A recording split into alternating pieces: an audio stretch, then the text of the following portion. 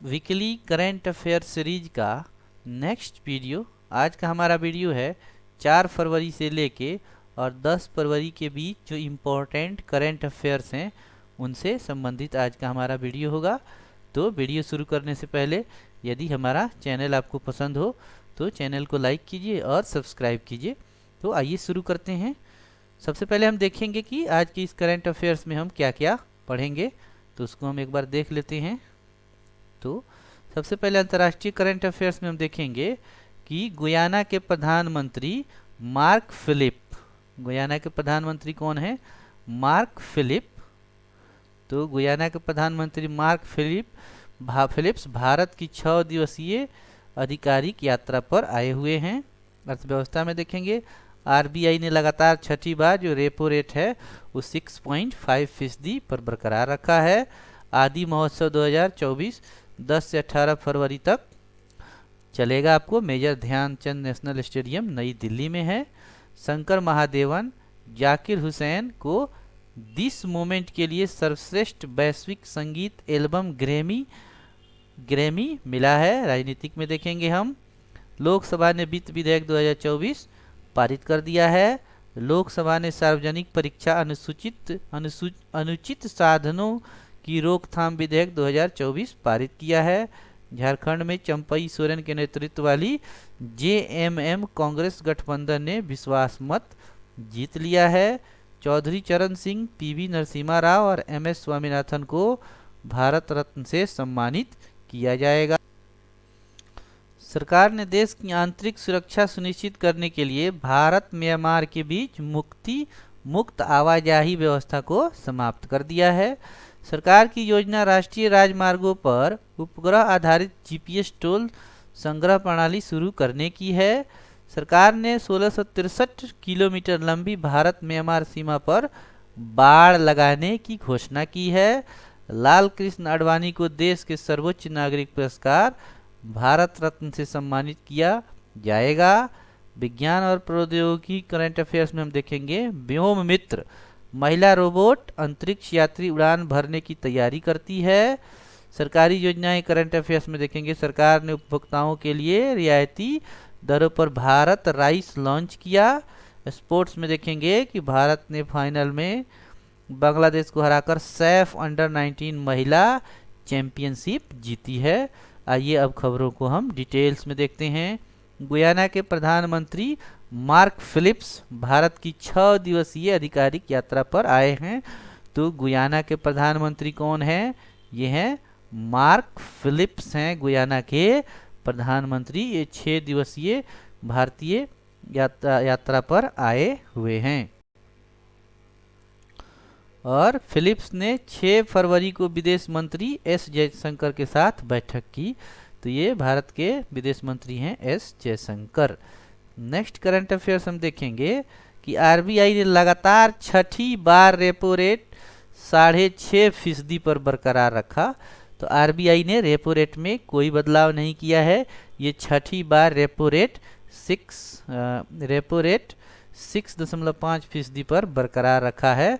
खुदरा मुद्रास्फीति के 4% लक्ष्य से ऊपर बने रहने के कारण 6 सदस्यीय मॉनेटरी पॉलिसी कमेटी ने 5-1 से बहुमत से यह निर्णय लिया। रेपो दर क्या होता है?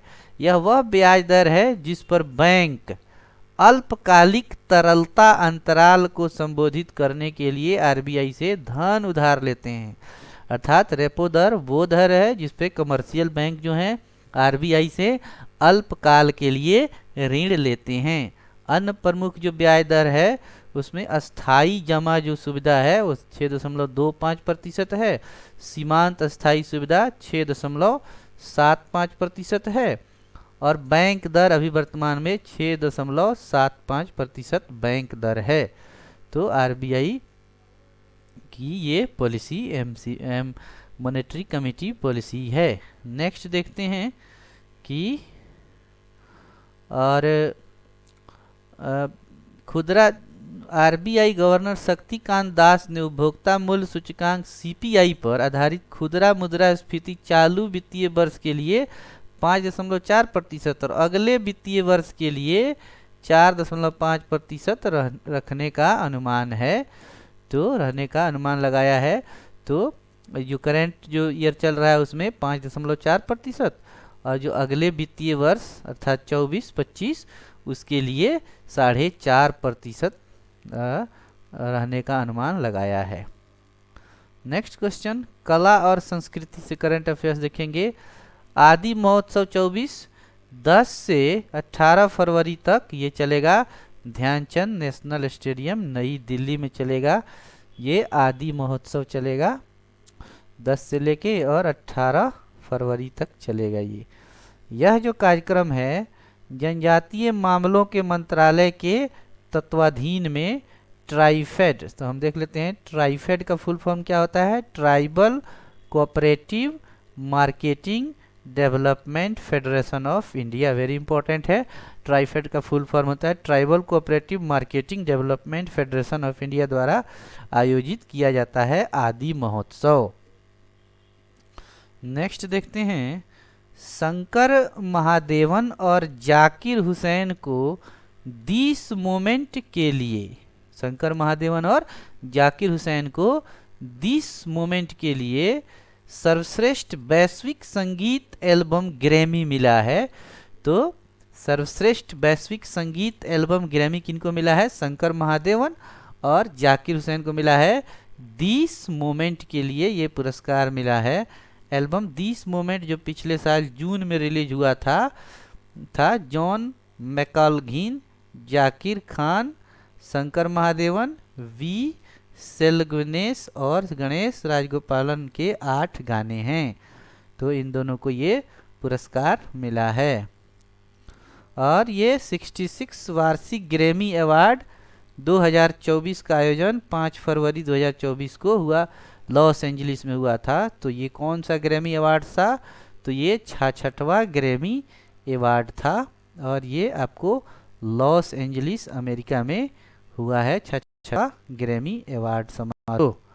ग्रैमी अवार्ड समारोह के बारे में देख लेते हैं। ग्रैमी अवार्ड किससे संबंधित है? तो यह पुरस्कार संगीत उद्योग में उत्कृष्टता को मान्यता देते हुए रिकॉर्डिंग अकादमी द्वारा दिया जाने वाला प्रतिष्ठित सम्मान है। तो ये ग्रैमी अवार्ड संगीत से संबंधित है और ये पुरस्कार कौन देता है?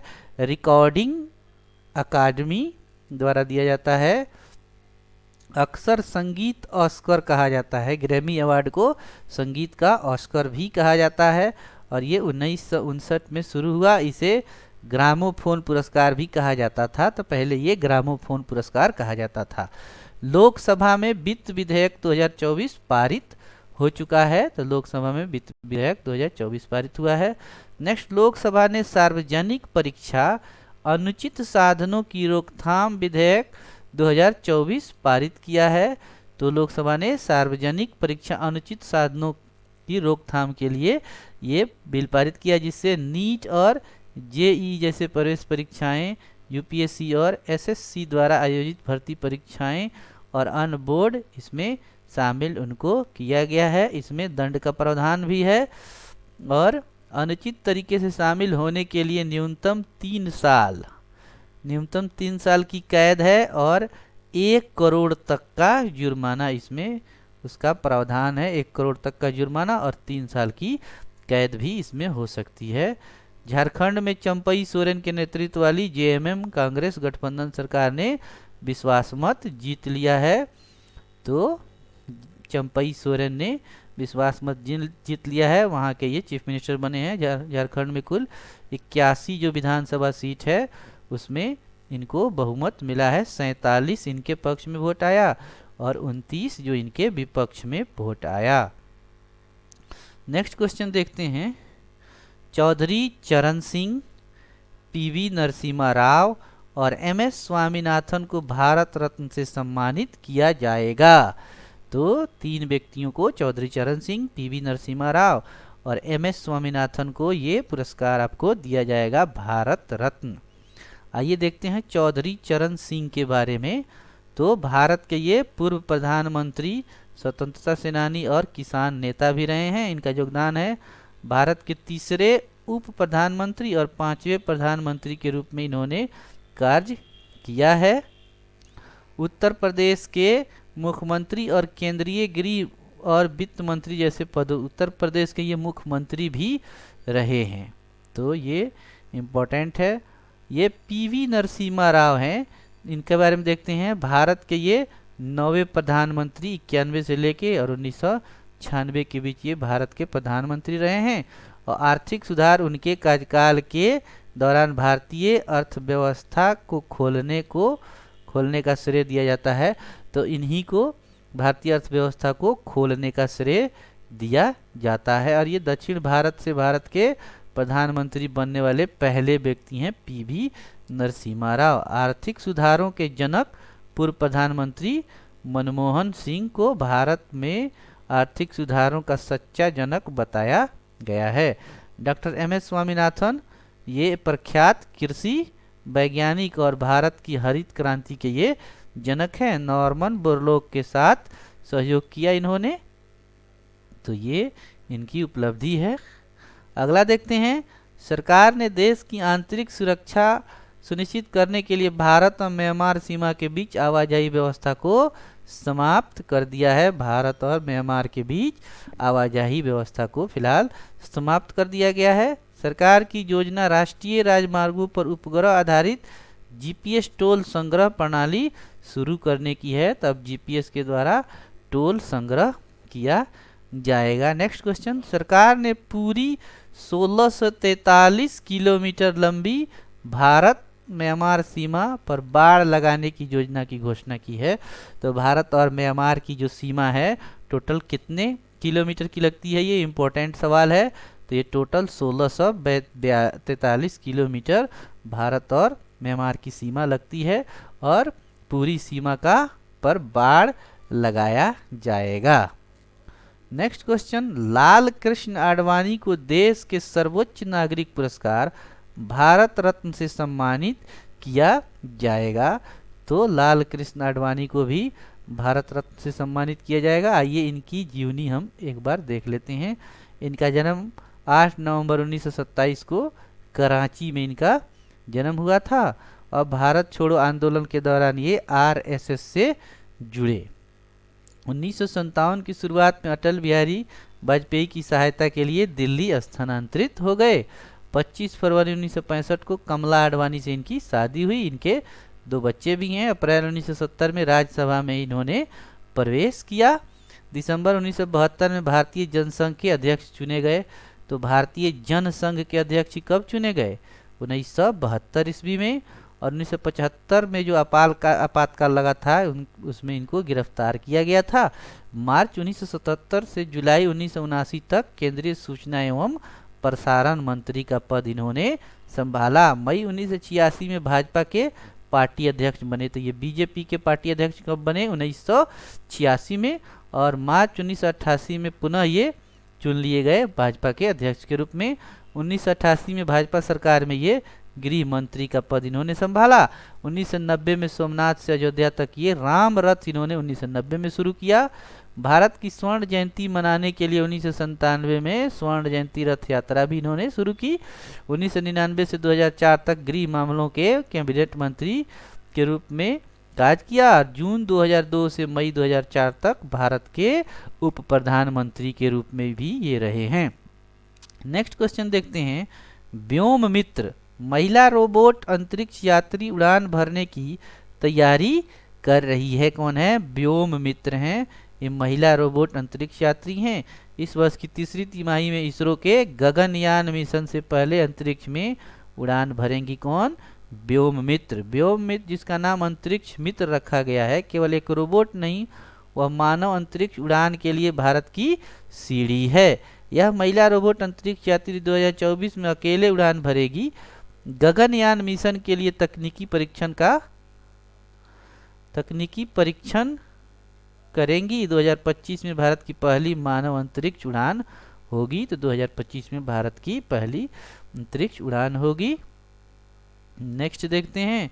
सरकार ने उपभोक्ताओं के लिए रियायती दरों पर भारत राइस लॉन्च किया है। तो उपभोक्ताओं के लिए भारत राइस ब्रांड लॉन्च किया गया है और भारत राइस ब्रांड लॉन्च किया गया है उपभोक्ताओं के। तो तो केंद्रीय मंत्री पीयूष गोयल ने उपभोक्ताओं को सीधे सब्सिडी वाला चावल उपलब्ध कराने के लिए ये भारत राइस ब्रांड लॉन्च किया है। चावल 5 किलो और 10 किलो के पैक में 29 रुपये प्रति किलो की रियायत दर पर ये उपलब्ध होगा। तो चावल 5 किलो और 10 किलो के पैक में उपलब्ध होगा। पीएम GKY के तहत 81 करोड़ लोगों को मुफ्त खाद्यान्न का लाभ मिलेगा, जिससे अगले 5 वर्षों के लिए बढ़ा दिया गया है। नेक्स्ट क्वेश्चन, भारत ने फाइनल में बांग्लादेश को हराकर सैफ अंडर 19 महिला चैंपियनशिप जीत ली है। तो भारत ने बांग्लादेश को हरा के सैफ अंडर 19 महिला चैंपियनशिप को जीत लिया है। तो ये था करेंट अफेयर्स फरवरी के सेकेंड वीक का। अब आइए हम इस पे जो ऑब्जेक्टिव क्वेश्चन है उसको हम देख लेते हैं। तो पहला है आदि महोत्सव 2024 का प्राथमिक उद्देश्य क्या है? तो इसका उद्देश्य है भारत की जनजातीय विरासत की समृद्धि विविधता को प्रदर्शित करना। ये ट्राइफेड के द्वारा आयोजित किया जाता है। कौन से भारतीय प्रधानमंत्री, उप प्रधानमंत्री, उत्तर प्रदेश के मुख्यमंत्री और केंद्रीय गृह मामलों और वित्त मंत्रालय के रूप में भी कार्य कर चुके हैं? तो ये वही है चौधरी चरण सिंह, ये कार्य कर चुके हैं। ये 5वें प्रधानमंत्री के रूप में कार्य किए थे। किस प्रधानमंत्री को अपने कार्यकाल के दौरान भारतीय अर्थव्यवस्था खोलने का श्रेय दिया जाता है? तो भारतीय अर्थव्यवस्था खोलने का श्रेय दिया जाता है PV नरसिम्हा राव को, जो दक्षिण भारत के से बनने वाले पहले प्रधानमंत्री थे PV नरसिम्हा राव, जिनके दौरान अर्थव्यवस्था को खोलने का श्रेय दिया जाता है। भारत की हरित क्रांति का जनक किसे कहते हैं? तो ये डॉक्टर MS स्वामीनाथन भारत में हरित क्रांति के जनक हैं। रेपो दर का प्राथमिक उद्देश्य क्या है?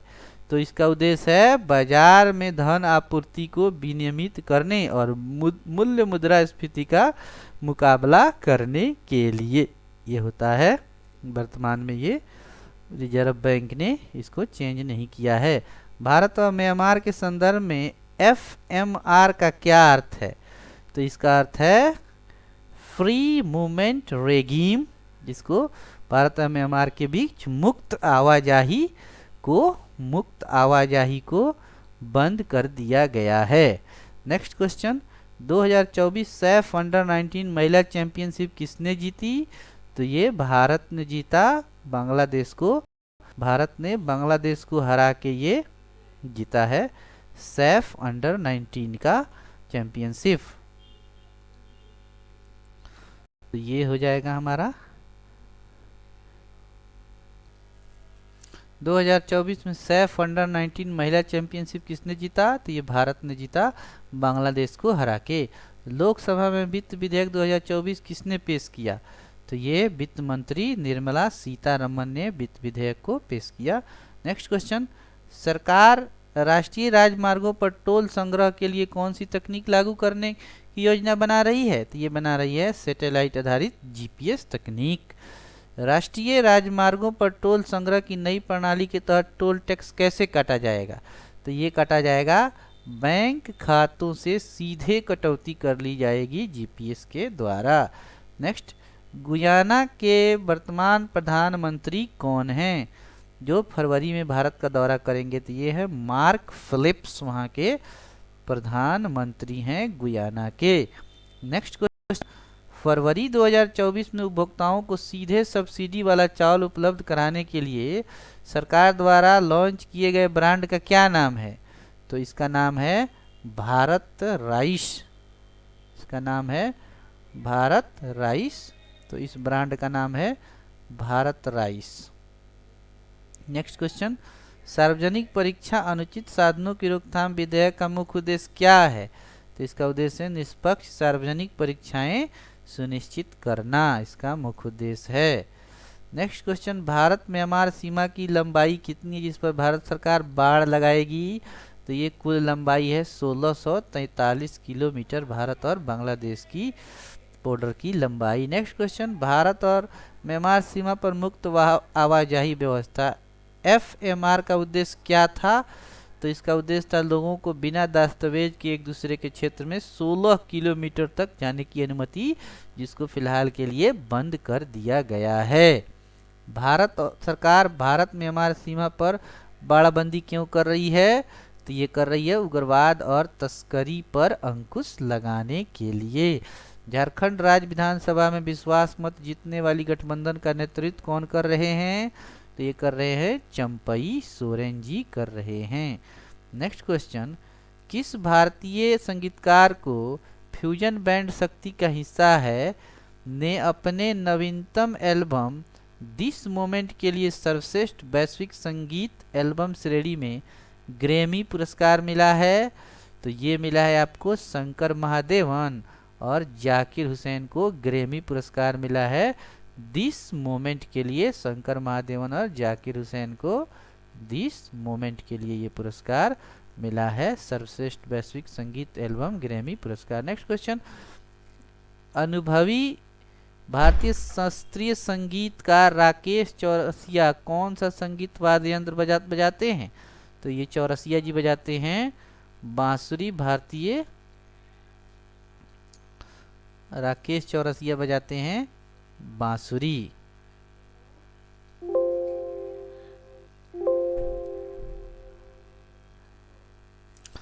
तो राकेश चौरसिया क्या बजाते हैं? बांसुरी बजाते हैं। भारतीय बांस की जो बांसुरी है उसको बजाते हैं राकेश चौरसिया, बांसुरी से संबंधित हैं।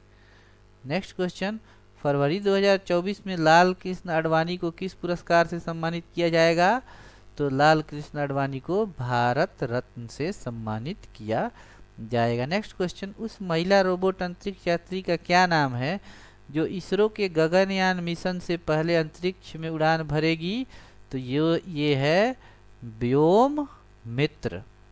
तो व्योम मित्र महिला रोबोट अंतरिक्ष यात्री हैं, व्योम मित्र है। नेक्स्ट है, भविष्य के अंतरिक्ष यात्रियों के लिए एक सुचारू यात्रा सुनिश्चित करने के लिए व्योम मित्र कौन से विशिष्ट कार्य करेगी? तो ये करेगी जीवन समर्थन और संचार प्रणालियों का परीक्षण करेगी।